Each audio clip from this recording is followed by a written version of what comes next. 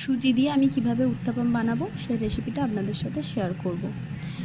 প্রথমে আমি ভেজিটেবলসগুলো কি নিয়েছি সেটা আমি দেখিয়ে দিচ্ছি। প্রথমে আমি কিছুটা গাজর গ্রেট করে রেখেছি, কিছুটা পেঁয়াজ কুচো করে নিয়েছি, কিছুটা টমেটো খুব ভালোভাবে কুচো করে নিয়েছি। আর এখানে সুজির ব্যাটারটা আমি কিভাবে তৈরি করেছি সেটা আমি দেখাইনি ভিডিওতে, আমি বলে দিচ্ছি। সেটা হচ্ছে 1 কাপ পরিমাণে সুজি নিয়েছি, হাফ কাপ পরিমাণে টক দই, 1 চামচের একটু কম পরিমাণে বেকিং সোডা নিয়েছি, আর স্বাদ অনুসারে নুন নিয়েছি। এবার ওটাকে খুব ভালো করে মিশিয়ে অল্প অল্প করে জল মিশিয়ে ব্যাটারটাকে গুলে আমি 15 মিনিট রেস্ট করতে দিয়েছিলাম। এবার 15 মিনিট বাদে আমি ওটার সাথে গ্রেট করে রাখা গাজরগুলোকে মিশিয়ে নিয়েছি। আপনারা ইচ্ছা করলে গাজরটাকে উত্তাপমের ওপরেও বিছিয়ে দিতে পারেন, সাজিয়ে দিতে পারেন। তো যাই হোক, এবার আমি ফ্রাইং প্যানে অল্প সাদা তেল দিয়েছি।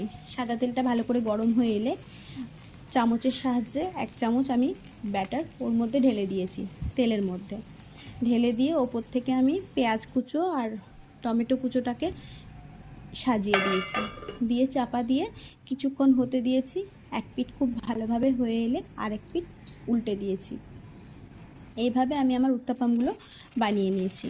এটা খুব সফট হয়, এটা লাঞ্চে, টিফিনে, বাচ্চাদের টিফিনেও খুব ভালো লাগে দিলে। আর এর সাথে আমি একটা চাটনি বানিয়েছি, সেই চাটনির রেসিপিটা আমি এখানে দেখাইনি। এটা ছোলা, বাদাম আর নারকেলের চাটনি। এই চাটনির রেসিপিটাও আমার চ্যানেলে আমি একদিন দেখাবো। আমার এই